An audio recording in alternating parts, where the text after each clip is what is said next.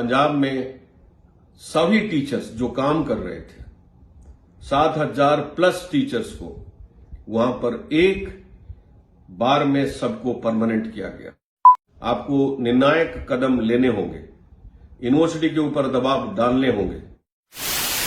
हाल फिलहाल में जो हंसराज कॉलेज का जो रिजल्ट आया है, ये दिल को दहला देने वाली बात है और दुखद बात यह है कि हम सभी को इसके बारे में अंदेशा था। हमने इसको सोच करके ये बताया था कि सिलेक्शन कमेटी का रिकन्वीन होना चाहिए, जिसका कि दिल्ली विश्वविद्यालय में 50 ऐसे इंस्टेंसेस मिलेंगे जहां सिलेक्शन कमेटी रिकन्वीन हुआ।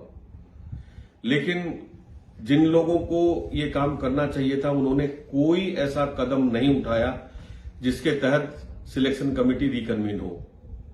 और नतीजा, ज्यादातर शिक्षक, बहुत ज्यादा जो शिक्षक इतने सालों से काम कर रहे थे, वो सब के सब वहां से हट गए।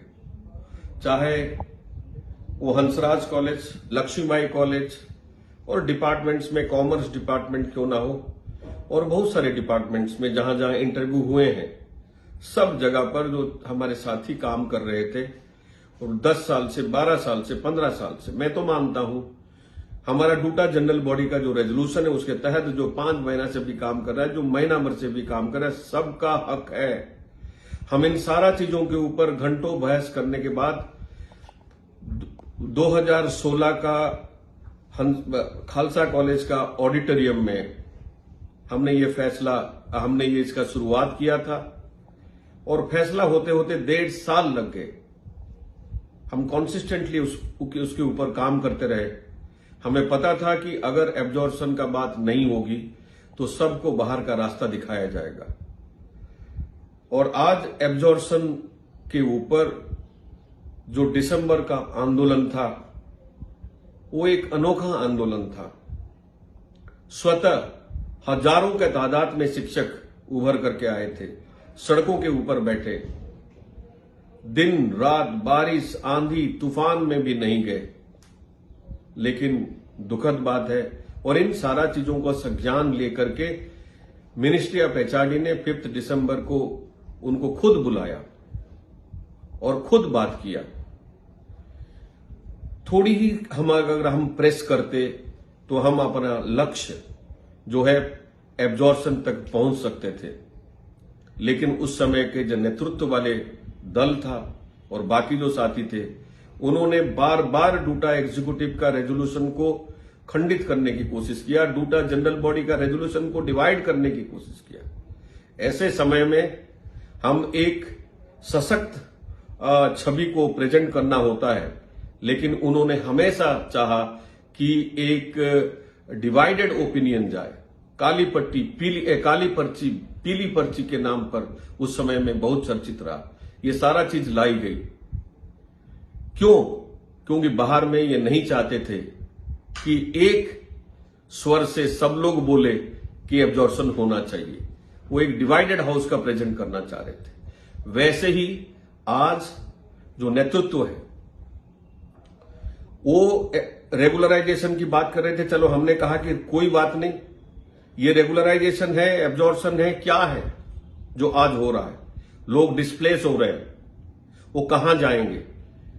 उनके साथ बैठ करके बात करिए, तब पता चलेगा। हमें इस बात का अंदेशा था कैसे वो अपना घर का बिल और घर चलाएंगे, बच्चों का फीस भरेंगे। 14 साल, 12 साल, 10 साल काम करने के बाद अगर उनको बाहर का रास्ता दिखा दिया जाता है तो उनका क्या हालत होगा? और ऐसे समय में जब हमको सक्रिय भूमिका अदा करना चाहिए, हमें यह देखना चाहिए कि जितने कॉलेज में हो गया, बाकी आगे उसका पुनरावृत्ति ना हो, तब डूटा का जो एक्शन प्रोग्राम में वो परिलक्षित होना चाहिए। यहां डूटा का एक्शन प्रोग्राम का कॉल दिया जाता है और कुछ लाइक माइंडेड प्रिंसिपल्स टेलीफोन करने लग जाते हैं सारे टीचर्स को कि आज कॉलेज में आकर के क्लास लो। इतनी हिम्मत! हम किस मानसिकता से इस आंदोलन को लेना चाहते हैं? देखिए, ये फ्रेंडली टाइप का जो मैचेस है उसमें रिजल्ट निकल करके नहीं आएगा। आपको निर्णायक कदम लेने होंगे, यूनिवर्सिटी के ऊपर दबाव डालने होंगे। आज देखिए कि जो बात पंजाब में हुआ है, हमें सैल्यूट करते हैं इन सारा चीजों को, क्योंकि पंजाब में सभी टीचर्स जो काम कर रहे थे, 7,000 प्लस टीचर्स को वहां पर एक बार में सबको परमानेंट किया गया और चीफ मिनिस्टर उस बात का खुद ऐलान करते हैं। वहां का टीचर से भी हमने बात किया है। यहां क्यों नहीं हो सकता है? जो कहते हैं कि लीगल मसला है, वहां क्यों नहीं लीगल मसला पैदा हो जाता है? जब राजस्थान में 2 बार हुआ, क्यों नहीं लीगल मसला पैदा हो गया? जब उत्तराखंड में हुआ तब लीगल मसला क्यों नहीं पैदा हो गया? जब उत्तर प्रदेश में हुआ था तो तब लीगल मसला क्यों नहीं पैदा हो गया? जो लोग ये बातें फैलाते हैं वो खुद नहीं चाहते हैं कि एब्जॉर्प्शन हो। शुरू से हम सब लोग मिलकर के जब तक ये प्रयास नहीं करेंगे तब तक हम कामयाब नहीं हो सकते हैं। हम लोगों को कोशिश करना चाहिए। बहुत हो गया खिलवाड़। आज जिस मानसिक स्थिति से लोग गुजर रहे हैं उसका बयान करना मुश्किल है, लेकिन हम हाथ से हाथ बैठ करके, हाथ से हाथ के ऊपर हाथ रख करके नहीं बैठ सकते हैं। हमें सड़क के ऊपर उतरना होगा। जो कहते थे कि एक भी टीचर निकलेगा तो हम कॉलेज और यूनिवर्सिटी को ठप करवा देंगे, आज तो सैकड़ों लोग निकल गए हैं। कहां गए? क्यों नहीं हो रहा है? किस बात का इंतजार है हम लोगों में? एक बार लड़ो और जीवन और मृत्यु की जो उलझन में जो हमारे एडहॉक और टीचर्स पड़े हुए हैं, उनके दर्द को समझने की कोशिश करिए। अगर आज उनका दर्द को हम समझने की कोशिश नहीं करेंगे, कल यही बीओजी किसी परमानेंट टीचर को रहने नहीं देगी। इस बात का भी आगाज हमें होना चाहिए। धन्यवाद।